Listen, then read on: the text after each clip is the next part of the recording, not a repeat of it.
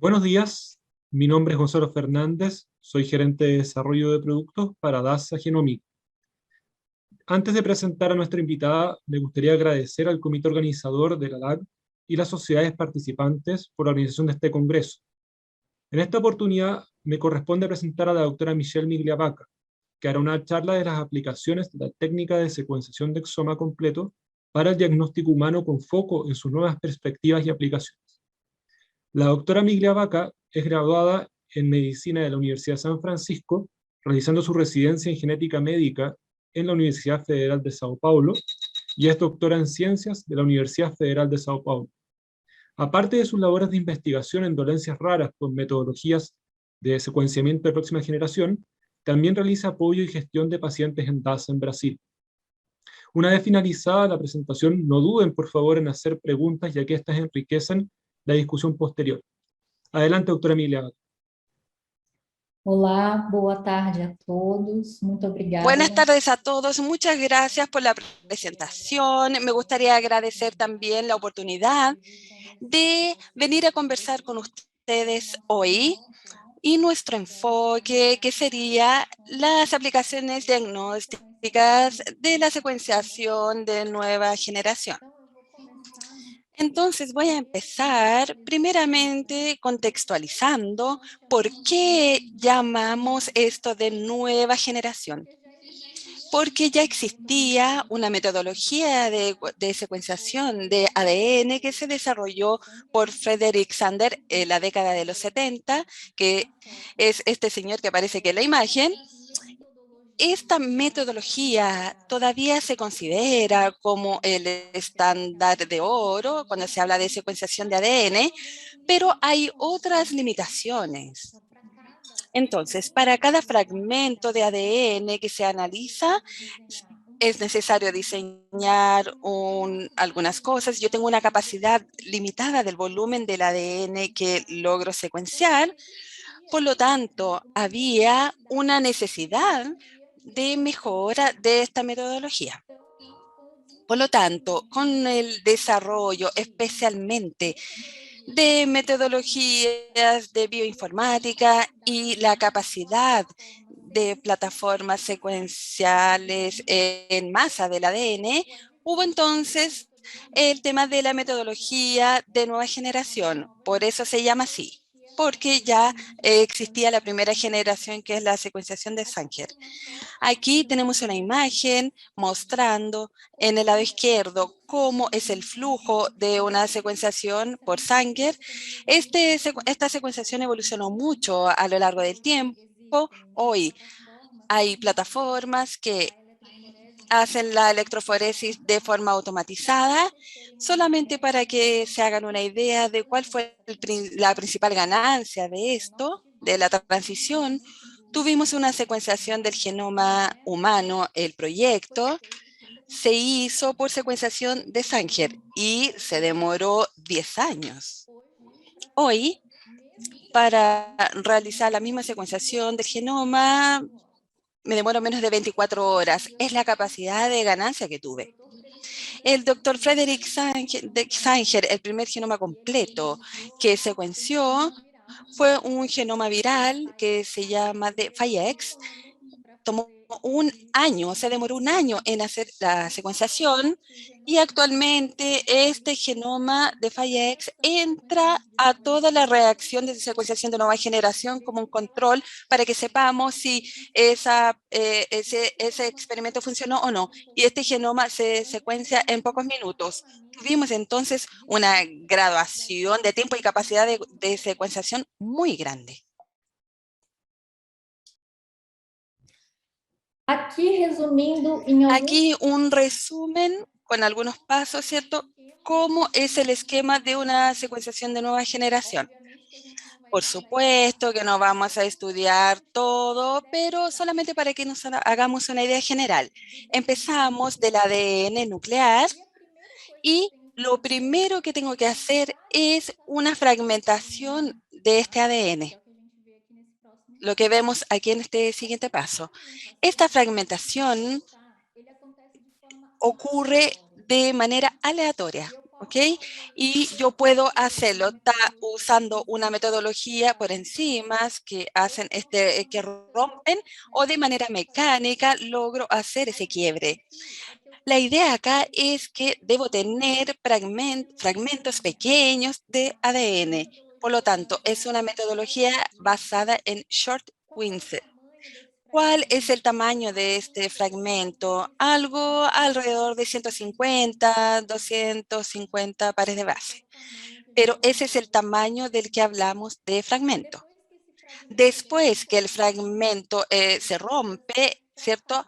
Hay que tratarlo, que sería la etapa que llamamos de preparación de biblioteca, que en realidad las puntas de estos fragmentos se van a preparar para lograr que encajen en la plataforma de secuenciación, que es donde realmente va a ocurrir la lectura de los fragmentos.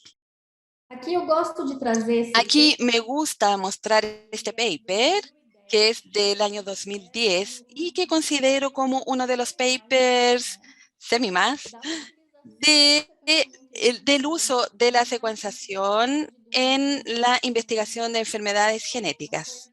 Entonces, la doctora Sara, que es la primera autora de este paper, ¿qué hicieron en la época? El síndrome de Kapoor no tenía una base molecular conocida, por lo tanto, estudiaron un cohorte pequeño de pacientes con síndrome de Kabuki e hicieron un análisis en un conjunto de pacientes con la idea de que, a ver, ¿cuáles son las variantes que tengo en común con los pacientes entre ellos? Y ellos encontraron un gen candidato. En la época se llamaba de MLL2, ya cambió su nombre, pero tengo entendido que este fue el paper que mostró que podríamos utilizar la secuenciación en la investigación de enfermedades raras.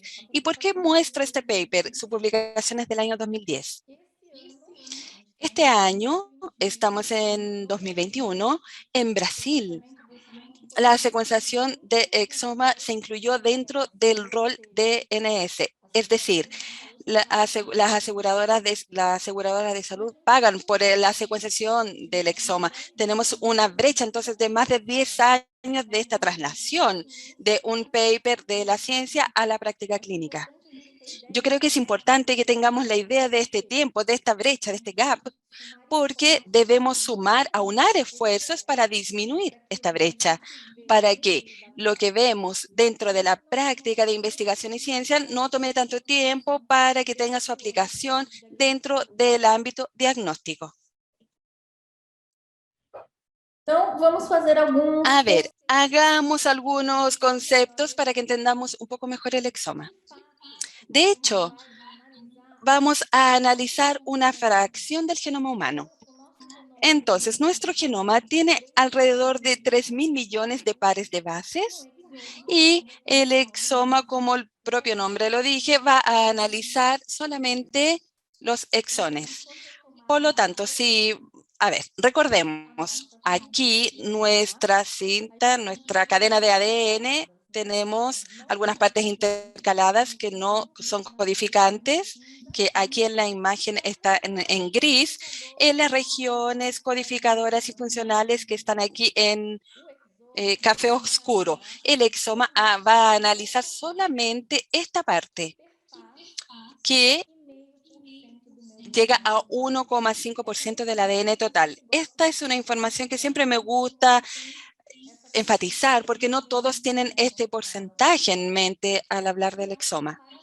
Y hay una paradoja. ¿Por qué? Aunque analice 1,5% del ADN total, aún así es un abordaje válido en el ámbito diagnóstico. ¿Por qué? Porque el 85% de mis mutaciones que van a provocar enfermedades están ubicadas dentro de estas regiones codificadoras. Por lo tanto, todavía tiene sentido que yo quiera observar primero estas regiones, pero tenemos que entender que en el examen, que solamente va a analizar estas regiones, van a haber algunas limitaciones que vamos a presentar aquí a lo largo de esta clase. Otra duda muy frecuente. ¿Cuáles son las indicaciones clínicas para la realización de una secuenciación del exoma? La primera, ese paciente que ya tiene un diagnóstico clínico, pero es una enfermedad con heterogeneidad genética, es decir, una enfermedad, diversos genes asociados. Ah, pero doctora, ¿por qué no pido un panel de esta enfermedad para este gen? Ese es un camino, es un abordaje. ¿Cuál es el tema con esto? De los paneles. Dependiendo del fenotipo de la enfermedad de mi paciente, este panel se va a desactualizar rápidamente. A ver, pongamos como ejemplo la epilepsia. En 6 meses es muy probable que ya se asocie un nuevo gen de epilepsia al genotipo y este panel podría estar desactualizado. Por lo tanto, como con la secuenciación del exoma, yo no tengo este riesgo de terminar perdiendo un nuevo gen que se asoció a ese fenotipo. El segundo escenario sería que el paciente que no tiene un diagnóstico clínico, claramente es un paciente que tiene diversas malformaciones, deficiencia intelectual, pero que no logro encajarlo dentro de un fenotipo y que también tiene una historia sugestiva de enfermedad mendeliana. Este es un paciente que también se podría beneficiar de una secuenciación del exoma. Y el tercero es un escenario que vemos donde vemos la secuenciación más en la práctica de investigación, más que en el diagnóstico clínico. Si nosotros vemos, hay más de 1.500 fenotipos y enfermedades que todavía no tienen una base molecular conocida. Entonces, no puedo utilizar como una estrategia de descubrimiento de nuevos genes en la secuenciación del exoma cuando se asocia a otras pruebas de funciones que podrían corroborarlo con estos hallazgos. ¿Y cómo se realiza? Aquí yo quise separarles en etapas. Toda la parte del backstage de cómo se hace una secuenciación del exoma, ¿ok?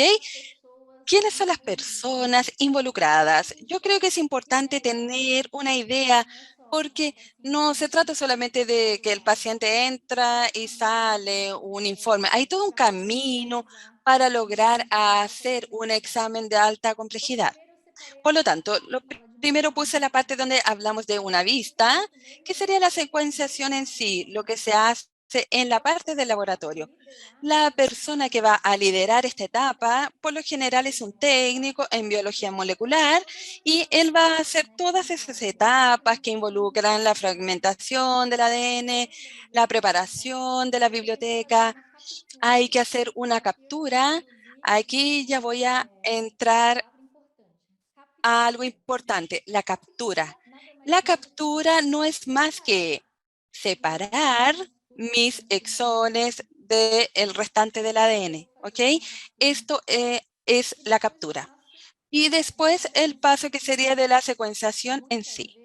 Muchas veces estos pasos son extremadamente manuales y toman un cierto tiempo, dependiendo del kit que se esté trabajando, de la plataforma, de la experiencia que se tiene, puede tomar de 48 a 72 horas solamente este primer paso.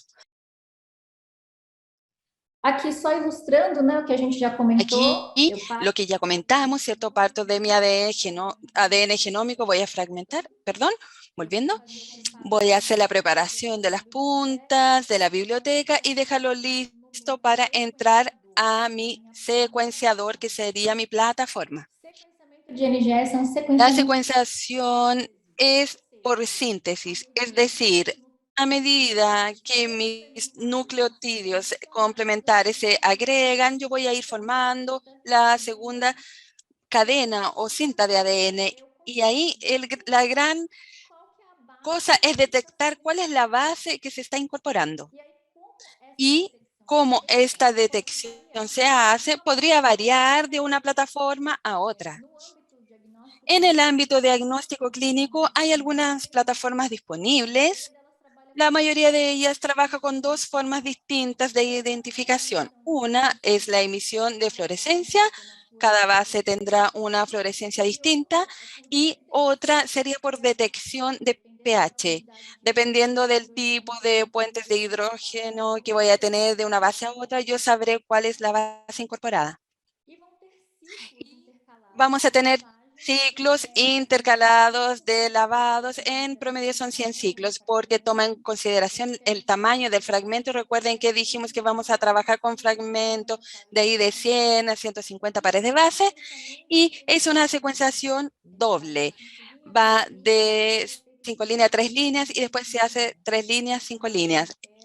Por eso se llama the paired and read. Aquí mostrando exactamente lo que dije, ¿cierto? Pero con la metodología de detección por fluorescencia. Aquí está la cadena original, mi cinta acá, que se va a formar por síntesis. Cada letrita aquí que se va incorporando emite una luz.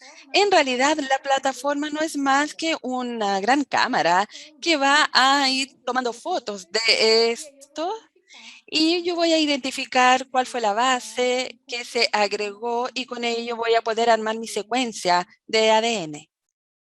Después, bueno, ya hice la parte, ¿cierto?, de la bancada, la parte que ocurre dentro de la plataforma, y ahora me voy a una tercera etapa que considero una de las más desafiantes, más importantes, que es todo el proceso de bioinformática que ocurre.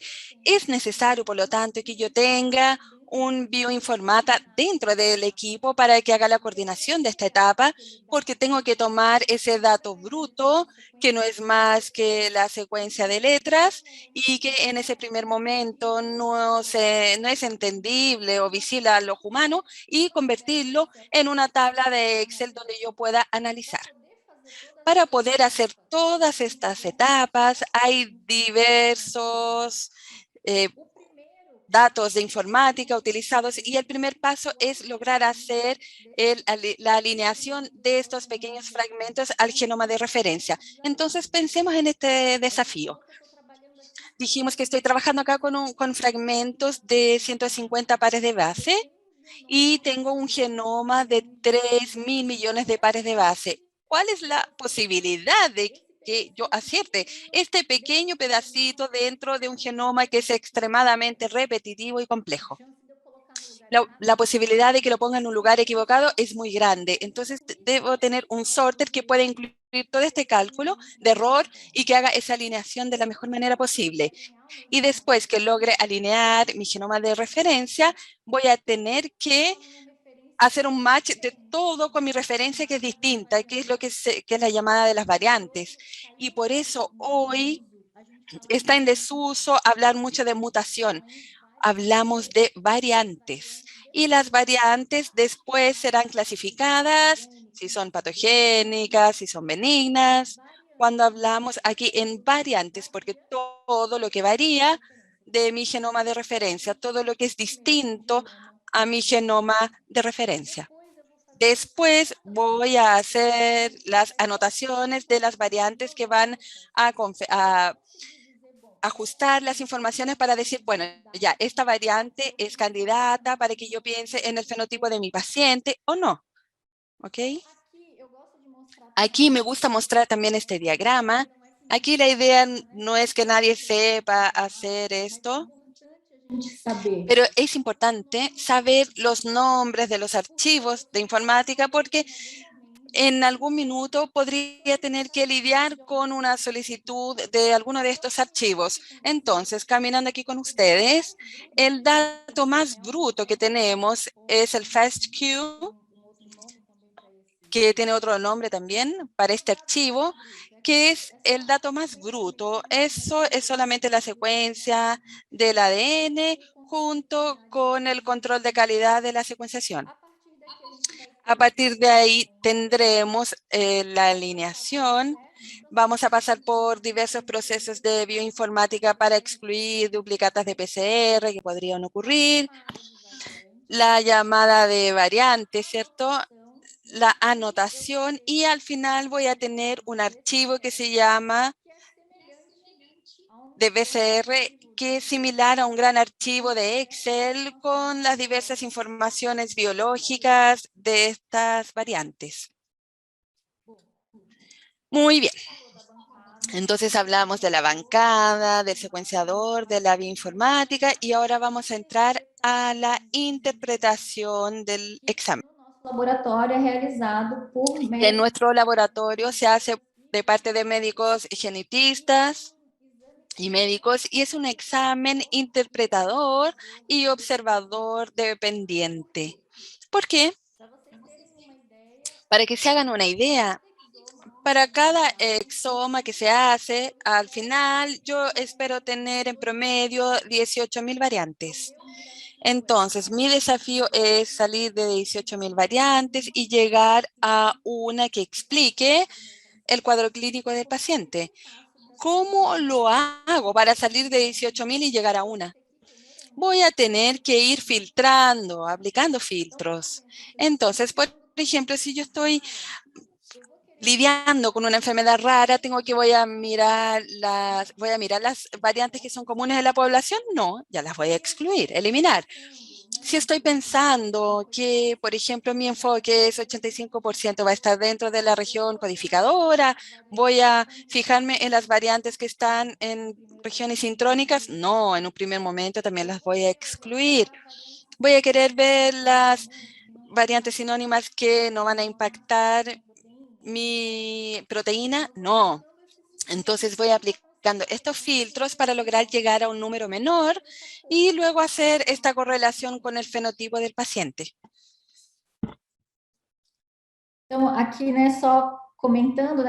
Aquí comentando, ponen 20.000 variantes, pero solamente para mostrarles los filtros que se aplican. Y después estas variantes se van a clasificar. Voy a decir cuál es el impacto que tienen las variantes y cómo se preconiza esta clasificación. Hay un guideline que se publicó el año 2015 por el Colegio Americano de Genética Médica. Ya se actualizó varias veces, pero todavía seguimos con este guideline de clasificación y que divide las variantes básicamente en 5 tipos, que sería benigna, probablemente benigna, variante de significado clínico incierto, probablemente patogénica y patogénica. Son los 5 tipos que yo puedo clasificar. Y luego después me gusta mostrar este gráfico que es de Isabela, una bioinformática de un laboratorio de neurogenética de Estados Unidos. Ella hizo un trabajo muy entretenido porque hizo esta reclasificación de las variantes después de un año para saber si cambiaría la clasificación. Y sí, es importante entonces entender que esta clasificación es dinámica porque es pauteada en el conocimiento científico actual. Y esto tiene un gran impacto, especialmente cuando estamos lidiando con una variante de significado clínico incierto. A ver, veamos aquí esta línea del medio, que es BUS número 4. Después de un año, 66%, es decir, un poco más de la mitad, permaneció clasificada como una variante de significado clínico incierto. Sin embargo, la otra mitad fue casi media, mitad y mitad. Mitad subió para probablemente patogénica y la otra mitad a probablemente benigna. A ver, pensemos en este resultado dentro de un panel para cáncer hereditario, donde hay una paciente que está en programación quirúrgica esperando este resultado para definición de si va a irse a una cirugía más conservadora o no. Y recibe como resultado una variante de significado clínico incierto. ¿Cómo voy a lidiar yo con esta información? ¿Cómo la voy a manejar? ¿Qué es lo más correcto de hacer? ¿Hago la reevaluación periódica de la variante? Esas son preguntas que uno se hace a partir del momento en que entendemos esta clasificación, si es dinámica, que es dinámica, no se escribe en la piedra. Aquí les comparto algunas herramientas online que ayudan en la clasificación de las variantes. Me gustaría destacar que la clasificación no es pauteada solamente en la información de las herramientas. Es necesario que todos los criterios sean rellenados, ¿cierto? Pero ayudan en la clasificación. Por lo tanto, estas herramientas están disponibles para el público. Un médico que recibe entonces la información logra entrar a una de estas herramientas y chequear, por ejemplo, si hay alguna nueva evidencia, si hay alguna discordancia de la clasificación, o es importante entonces que profesionales que trabajen con exámenes que tengan esta clasificación, que tengan un conocimiento de la posibilidad de utilizarlas de manera online. E o que é que vai para o laudo de ¿Qué se va al informe de una secuenciación de exoma? Que la CMG preconiza todas las variantes patogénicas o probablemente patogénicas relacionadas al cuadro clínico del paciente se van a reportar o informar, porque esas son las que tienen un impacto en el diagnóstico del paciente. Con esto empezamos a darnos cuenta de que esa historia que uno dice, ¿cierto? De que es una expresión, que un rayo no cae en el mismo lugar. A veces uno encuentra pacientes con fenotipos mixtos, con más de un gen, más de una variante patogénica y que hay cosas que en la clínica no podíamos explicar. Muy bien, aquí yo quise destacar que hay informaciones que solamente se van a reportar variantes patogénicas asociadas al cuadro clínico o probablemente patogénicas. ¿Cómo voy a saber si esta variante está asociada al cuadro clínico? Por la información que el médico le envió al laboratorio. Aquí me gusta destacar que es un examen que nosotros tenemos que tener con un detalle del cuadro clínico del paciente. No vale, no sacamos de nada en enviar una secuenciación de exoma para una investigación de autismo. Esto no es descripción de cuadro clínico. Yo tengo que saber la historia familiar, el examen morfológico, cuáles fueron los exámenes que ya se realizaron. ¿Por qué? Porque de lo contrario voy a quedarme con 200, 300 variantes presas sin poder llegar a un refino, a un detalle de las variantes que expliquen el cuadro clínico del paciente. Entonces, quien está pidiendo el examen debe detallar todo el cuadro clínico del paciente con detalle. Valga la redundancia, las variantes benignas o probablemente benignas no se van a informar porque si no, no tendríamos un informe y sino que algunas Biblias no cabrían dentro de un informe. No hay manera de incluir estos datos dentro de un informe. Y las variantes de significado clínico incierto, cuando relacionadas con el fenotipo clínico del paciente, también se reportan o informan porque pueden cambiar la clasificación. Es importante que el médico que esté con el paciente esté consciente de esta información, la sepa. Aquí tenemos otro tema importante, que son los hallazgos secundarios o incidentales. Se opta por llamarlo más de hallazgos secundarios. ¿Qué sería esto? Estoy haciendo el exoma para investigar a un niño con retraso en desarrollo y malformaciones. Mi pregunta es esa, pero yo estoy evaluando a los 20.000 genes. Y si yo encuentro una variante patogénica en el gen relacionado a la predisposición hereditaria al cáncer, ¿qué hago con esa información? ¿Esto impacta al paciente? ¿Tiene un impacto? ¿Cuál es su impacto emocional para la familia? ¿Cómo lidiar con esta información? Entonces, lo que tenemos como recomendación. Tenemos de recomendación que en los consejos pre-prueba se le informa al paciente sobre la posibilidad de estos hallazgos secundarios y que él elija si quiere o no que se le informe. Entonces aquí me gusta pautear también la importancia, de aconsejar antes del examen, cuando ya abordé con mi paciente los hallazgos secundarios, las limitaciones, las posibilidades de resultados. Todo se debe realizar dentro de una consulta de aconsejamiento preteste o preprueba. Otro punto importante. ¿Cómo yo puedo lidiar con un exoma no conclusivo? Yo tuve un colega hace poco que hizo una presentación en un congreso. Él dijo una frase que incluso yo empecé a reproducir. No hay exoma negativo. Existe exoma no conclusivo, inconclusivo en ese momento. ¿Por qué? Recuerden que dijimos que las variantes se clasifican debido al conocimiento científico actual. Estas variantes pueden cambiar, pueden asociarse a nuevos genes, a fenotipos. Entonces ya está descrita en la literatura una ganancia en el índice de resolución de los exámenes cuando se solicita un reanálisis. Al hacerlo, de un exoma no conclusivo en un tiempo, ¿cierto?, en que se puede tener este cambio en un año, por ejemplo, yo podría tener una respuesta. Y de repente pensar en ampliar también mi investigación. Quizás esté viendo una enfermedad que es por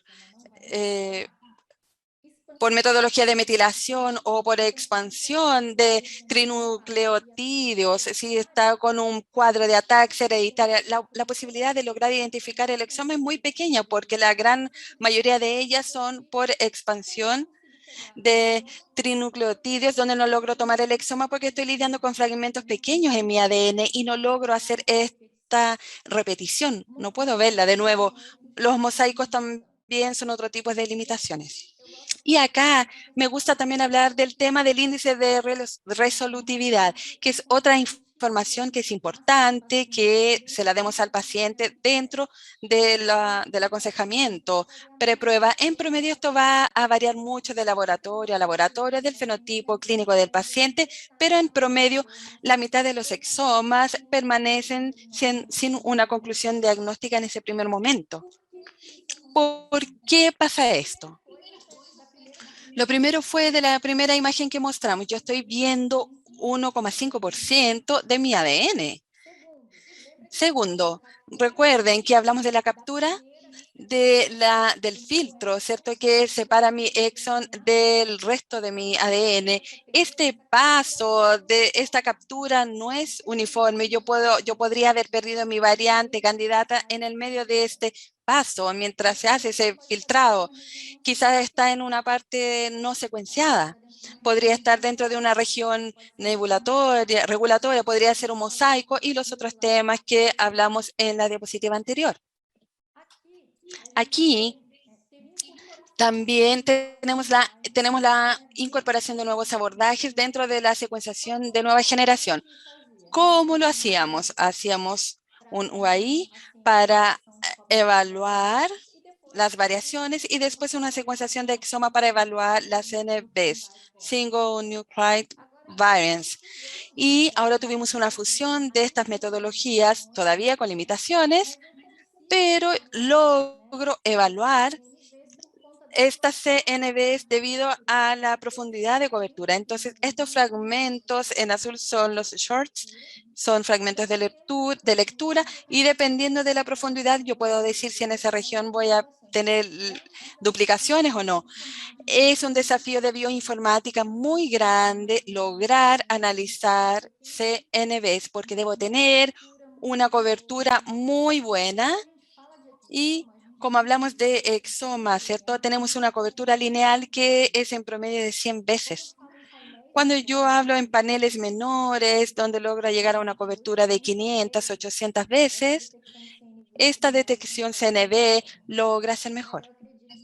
Pero yo creo que luego tendremos otras metodologías que van a lograr hacer este análisis de CNVs y de rearreglos que son mucho mejores que una secuenciación de nueva generación que logra hacer.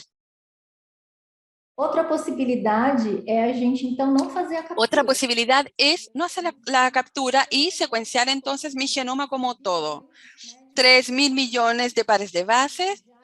Entonces, ya hay un abordaje de la secuenciación del genoma de manera clínica y uno de los escenarios que es más dramático de la aplicación de la metodología son los pacientes críticos de UCI neonatal, porque con un examen logro evaluar grandes partes cromosómicas, puedo evaluar, CNV, SNV, y también puedo evaluar el ADN mitocondrial. Por lo tanto, ya hay casos de éxito, especialmente el doctor Kingsmark. Creo que este es su primer paper dentro del hospital. Él empezó el proyecto de investigación y hoy tiene un proyecto con miles de bebés donde se hizo una secuenciación rápida del genoma y la rapidez varía, pero él tiene casos reportados de 24 horas, 72 horas, donde hay un resultado de los pacientes que tiene un costo de hospitalización, morbilidad y mortalidad muy grande. Entonces yo entiendo que sería un siguiente paso en el uso de la secuenciación de nueva generación también. Ya estoy llegando aquí al final de mi presentación. Entonces, aquí tenemos nuevos abordajes y posibilidades de secuenciación de nueva generación para que no nos detengamos tanto en la secuenciación de exoma. Cuando yo hago una secuenciación de exoma, estoy evaluando la variante causal de genes con alta penetración, pero cada vez nos damos más cuenta de que para algunas enfermedades hay un impacto de genes de baja moderada penetración muy baja, que es el cálculo de riesgo poligénico, que tiene el objetivo de hacer este cambio, de salir solamente de un riesgo clínico y combinarlo junto al riesgo poligénico, puede tener un abordaje para pacientes con coronopatía, con hipertensión, diabetes, poder hacer un acompañamiento diferenciado más la practificación de los pacientes basado también en la información de este riesgo poligénico. Todavía hay muchos estudios que hacer para que esto se pueda aplicar dentro de la práctica clínica, pero tengo entendido que es otro abordaje que vamos a tener de innovación muy luego. Y bueno, hablé hasta ahora enfocándome solamente en el ADN nuclear, en ese ADN que está dentro del núcleo de la célula, pero no podemos olvidar que tenemos ADN libre circulando en nuestro plasma. Por lo tanto, los exámenes de prueba prenatal, como el IPT, usa un ADN de la placenta que queda ahí fragmentado y circulando en la madre para hacer la identificación de riesgo para algunas enfermedades. Entonces yo puedo tener aquí también la evaluación de metagenómica por la secuenciación de nueva generación. Un paciente hospitalizado en una UCI con sepsis sin identificación del microorganismo causador, yo podría hacer entonces con un abordaje de macrogenómica el asemble de todos los microorganismos o patógenos para hacer la identificación del patógeno de manera rápida, sin depender de una hemocultura, por ejemplo. Puedo también tener la evaluación de mi perfil tumoral. Paso que el tumor también va a ser la liberación, ¿cierto?, de ADN circulando y podría tener un diagnóstico muy precoz de una recidiva tumoral antes que esa masa o que ese tumor sea visible a un examen de imágenes por ya contar con una cuantificación del ADN, ya voy a saber que él está teniendo una recidiva mucho antes de que pueda hacerlo por un diagnóstico de imagen.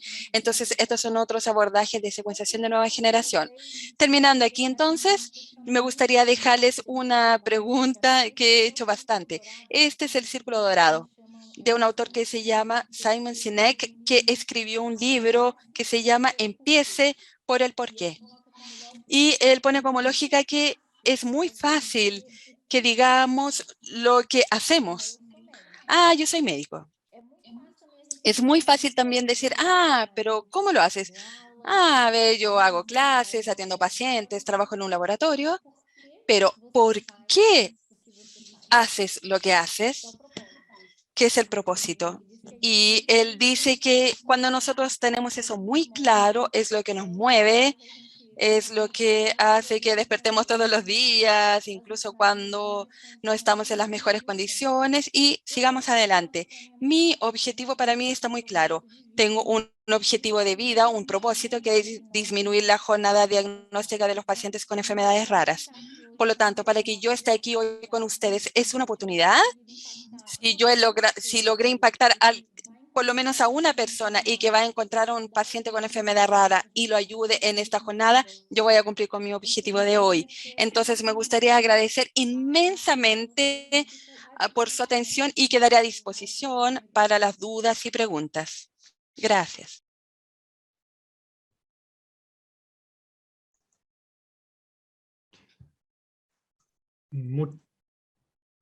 Muchas gracias, doctora Emilia Vaca, por su charla.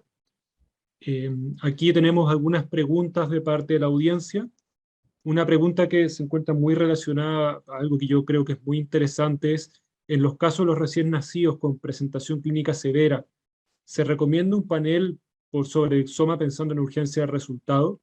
¿Es más rápido el panel que el exoma, considerando el número de variantes que salen en exoma y la cobertura inferior del panel? Y también cómo se relaciona esto, pedir también, en vez de un exoma, como dice usted, un panel genómico completo. Tá. Olha, eu acho sempre muito A ver, yo siempre creo que es muy difícil esta decisión de elección entre exoma y panel. Son dos cosas que yo creo que hay que tomar en cuenta. ¿Cuán correcta estoy segura de mi decisión, de mi sospecha clínica? Perdón, si estoy muy segura de esa sospecha clínica, yo puedo ser más enfocada en mi examen. Puedo pedir un panel o incluso podría pedir uno genómico, pero tengo que estar muy segura del cuadro clínico del paciente. Si hay una duda, yo lógicamente me iría a la investigación molecular más amplia. ¿Por qué? Porque estoy en un tiempo mirando más genes. Entonces, esta definición de si voy a disminuir a un panel o pensar en una evaluación más amplia va a depender mucho de la confianza que tengo con mi diagnóstico. En relación a esto, doctora, también, ¿qué tan lejos cree que estamos en Chile, en Latinoamérica en general, de implementar este tipo de estudios en recién nacidos o digamos, en estudios genómicos más rápidos en la población? Eu mostrei. Yo mostré, ¿cierto?, el paper de 2010.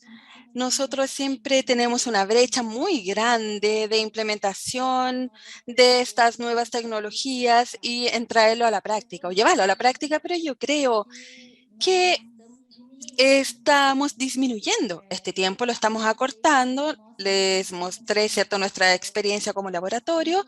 Tenemos un proyecto que está en curso para la realización de la secuenciación rápida de genoma en pacientes de UCI neonatal.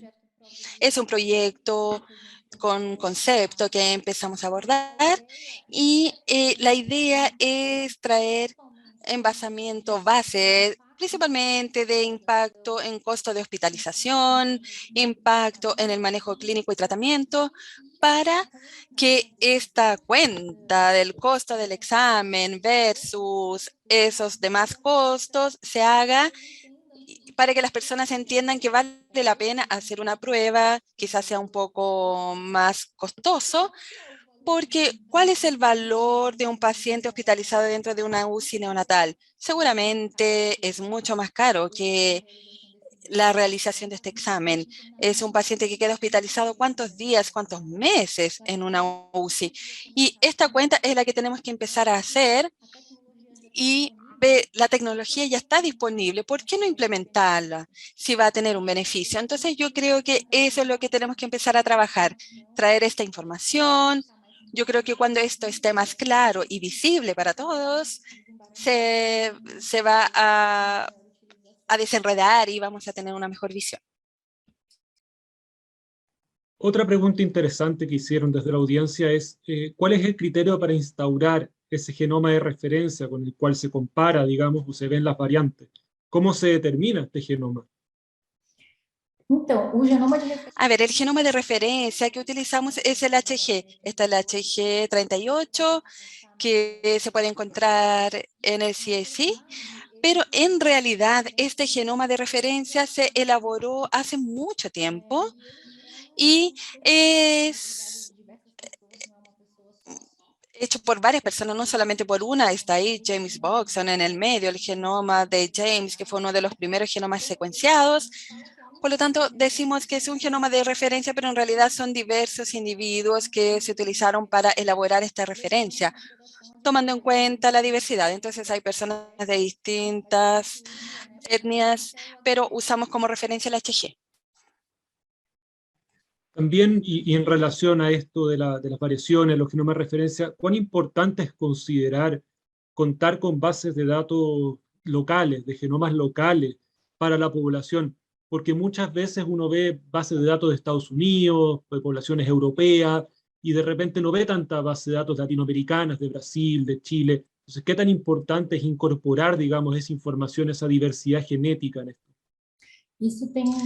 Eso tiene un impacto directo en el índice de resolutividad de la prueba, porque de hecho, la gran mayoría de los datos tienen una población que es preponderantemente europea y americana o norteamericana, que son los individuos que tuvieron mayor acceso a la secuenciación.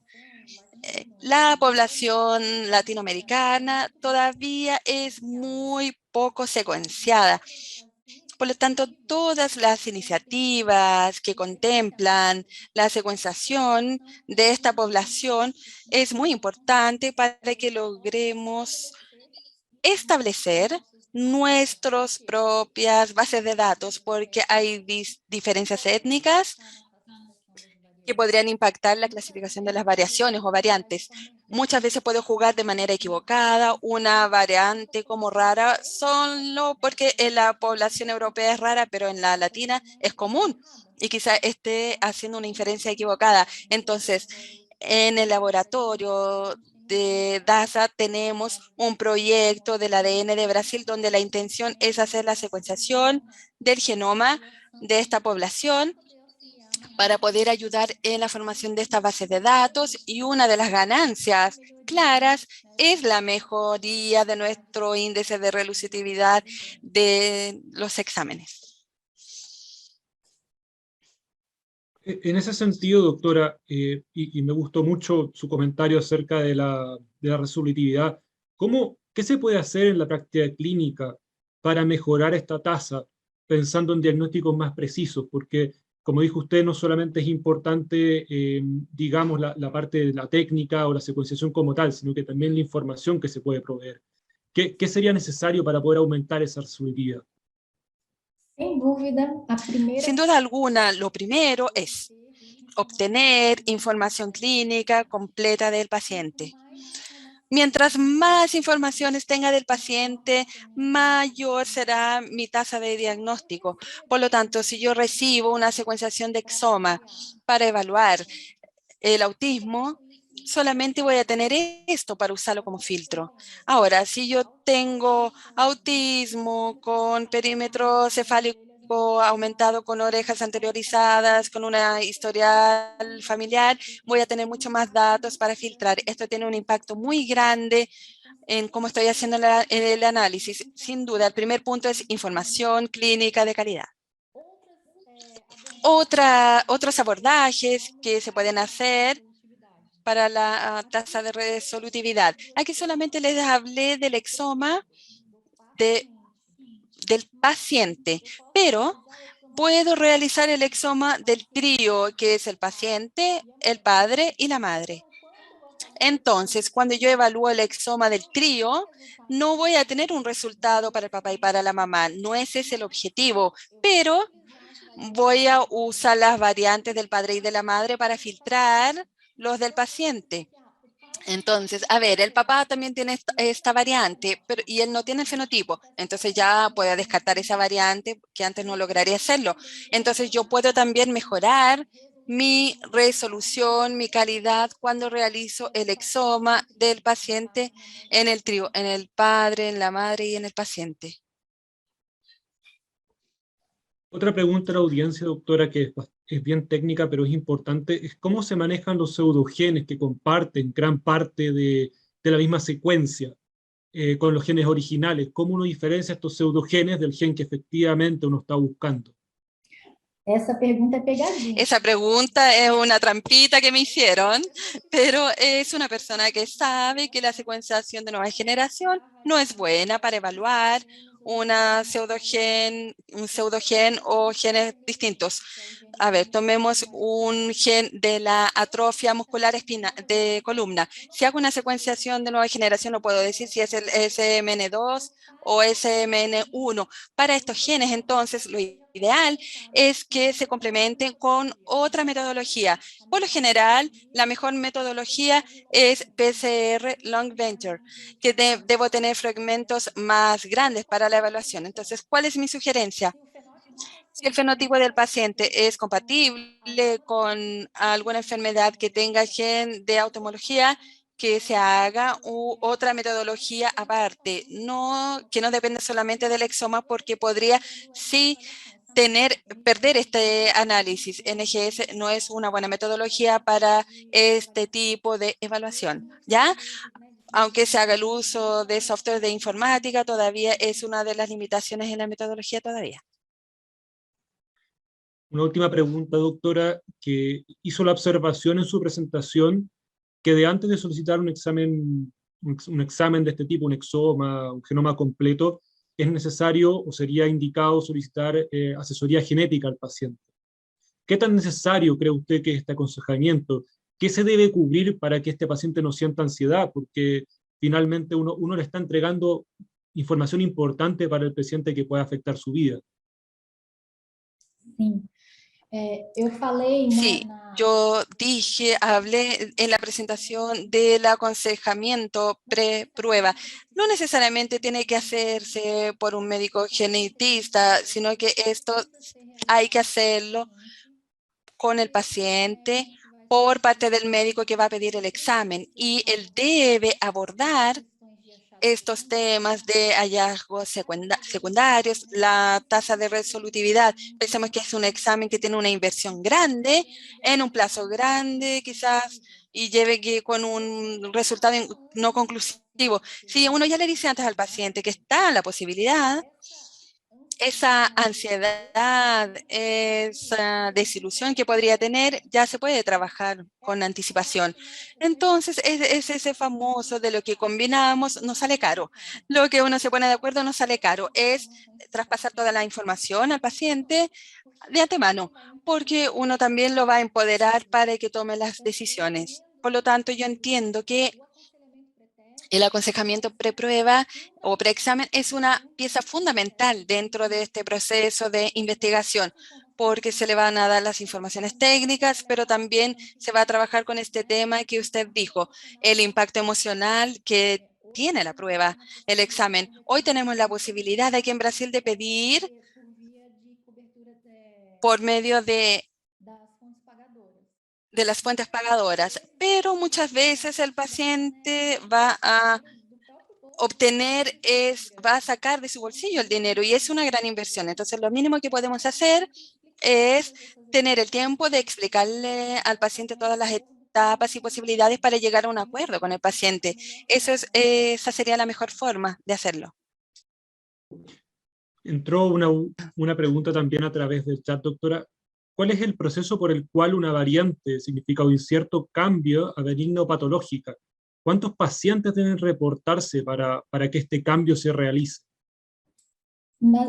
Às A veces, quizás no es ni siquiera una cantidad de pacientes. Muchas veces es un paper que se publica, y ese paper podría ser un paper describiendo un estudio de función, por ejemplo, que valide esa modificación del aminoácido, y esto es uno de los criterios de SNG para que yo pueda hacer una modificación. No siempre va a estar conectado o ligado a los pacientes.